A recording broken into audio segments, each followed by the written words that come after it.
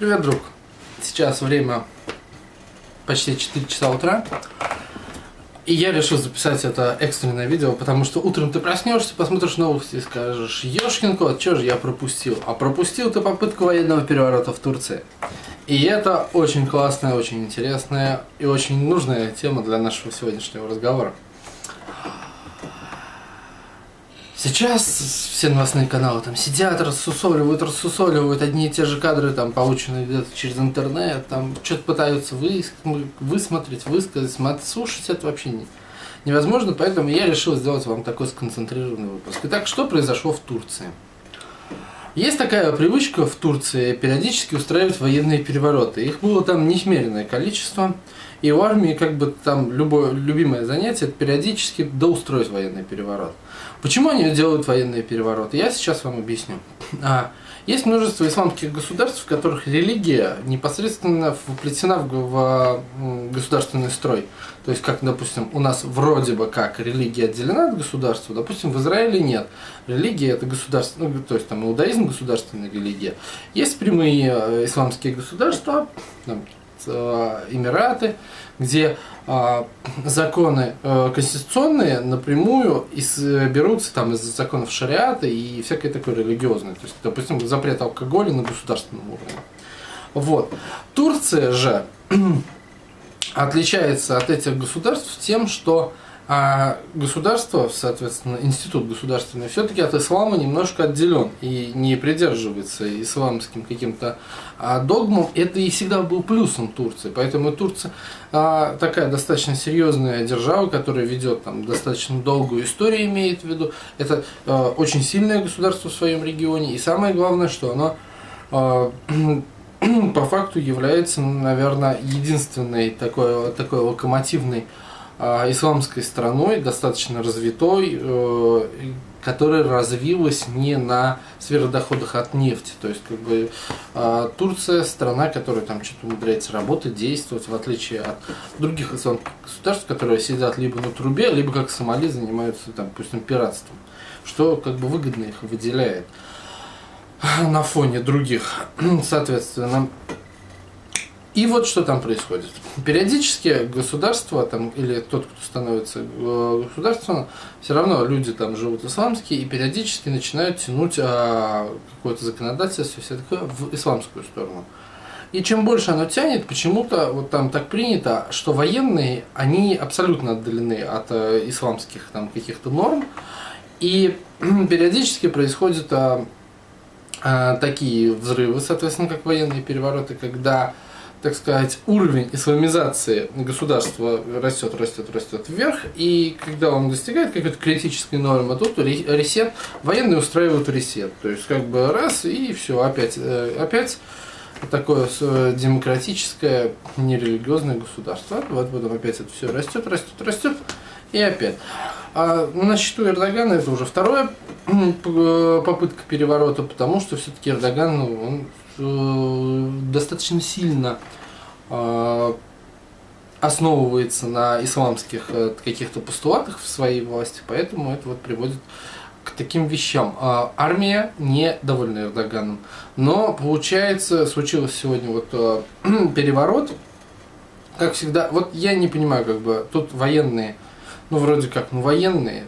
Кто может? Вот я просто не представляю, как можно противостоять качественному военному перевороту.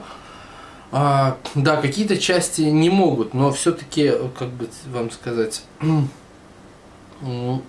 обычно военный переворот, когда это генштаб и всякое такое, это подготовленные части, когда военные какие-то группы военных, соответственно, соединения военные, настроены на то, чтобы провести переворот. Я не знаю, что их может остановить, но по той информации, которую мы, соответственно, имеем, а имеем ее дохерища, произошло вот что. Вместо, так сказать, всех военных за переворот, и сам этот переворот устроили в основном авиационные силы, авиация, соответственно, генералитет ответственный за авиацию, и военная жандармерия. Вот. А среди остальных родов войск это достаточно немногочисленная группа, что как бы само по себе плохо. Во-вторых, если Эрдоган у него где-то 40% рейтинг внутри государства, рейтинг доверия населения, где-то 40%. Он, самое главное, вот что в подтверждении исламских, он через минареты призвал людей выйти на улицы и защищать государственный строй, соответственно, на улицах. Военные же пытались ввести комендантский час, но из-за своей, как бы сказать, немногочисленности они там ездят на танках, туда-сюда давят людей, какие-то там перестрелки, они захватили телецентр, потом их выгнали из телецентра, они попытались захватить президентский дворец, что-то там бухнули, жахнули, их оттуда тоже там повыгоняли. И самое главное, что все пишут, когда происходит военный переворот, самое главное, это как можно быстрее арестовать глав ведомств, министров, президента, премьер-министра. То есть это основополагающее действие при... Нельзя позволить президенту давать какие-то указания, призывать людей к помощи и всякое такое. Президент должен быть арестован, кандалы, его вот показали на камере, что мы его еще не грохнули, и все. Этого военные тоже, к сожалению, не сделали. Что и привело к тому, что сейчас там какие-то перестрелки локальные, что-то такое, полиция яростно защищается. И я думаю, что, скорее всего, если там какие-то вот прям вот резко силы какие-то военные, именно вот прям крупномасштабно не скажут, все, хватит, и начнутся, ну, как бы, и все это провернут быстро, то вот те силы, которые сейчас занимаются этим, они ничего не сделают. То есть, как бы, ну, это невозможно. И все считают, что как бы все это была попытка государственного переворота со стороны военных, и она не удалась. Что будет дальше? Я думаю, что пострадают наши туристы, их опять оттуда заберут самолетами. А МЧС полетит спасать наших туристов, которые вот так вот неделю назад. Неделю назад это был абсолютно спокойный регион. Как бы там то теракты, то военные перевороты. Но мы разрешаем туда лететь нашим туристам.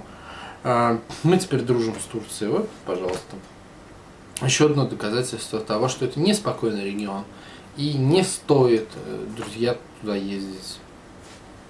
Я не завидую. Но на самом деле, представляете, что там? Там сейчас распыленное население. Представьте, вот идет революция. Кто там будет законы соблюдать? Девушки.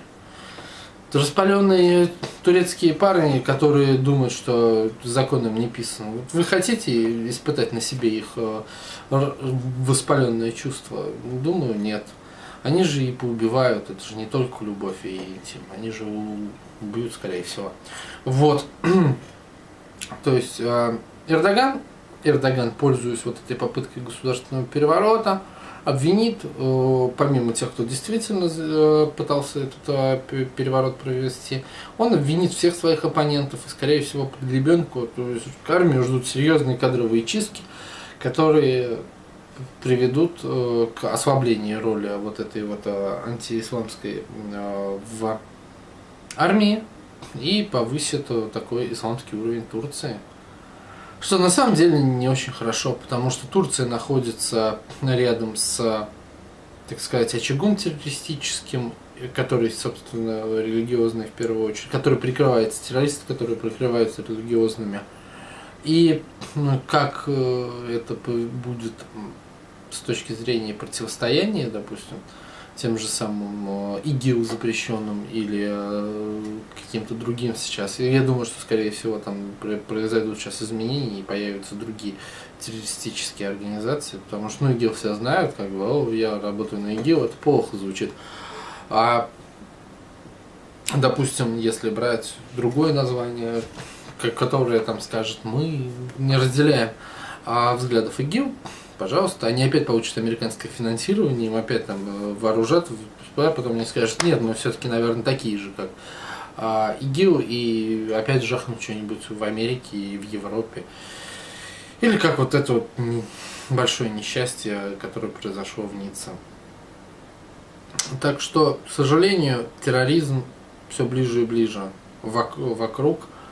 Если вы думаете, что там пакет Яровой там на пипец как поможет, нет, на самом деле все равно все мы понимаем, для чего нужен пакет Яровой. Вот так вот, в общем, все на эмоциях, очень много всего. Это надо переваривать. Мир меняется, друзья.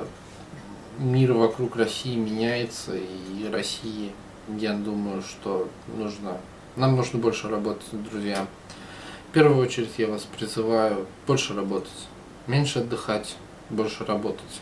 А мы будем... У нас все меньше и меньше друзей. И если мы сейчас не начнем действительно впахивать как китайцы на самом деле, то я боюсь, и к нам придет это все. Так что такое вот, вроде как бы и доброе утро, но и не доброе утро. Ну и на самом деле страшно-то особо ничего не произошло, потому что далеко тем, кому интересна политика, тем для тех это такое важное событие, ну потому что оно интересное. А если вы не имеете каких-то там внешнеполитических предубеждений, там каких-то влияний, если вам это так вот сильно уж прям пофигу, то и пофигу, что там, дружим мы с Турцией, не дружим, кто там глава государства, да пофигу. Вот.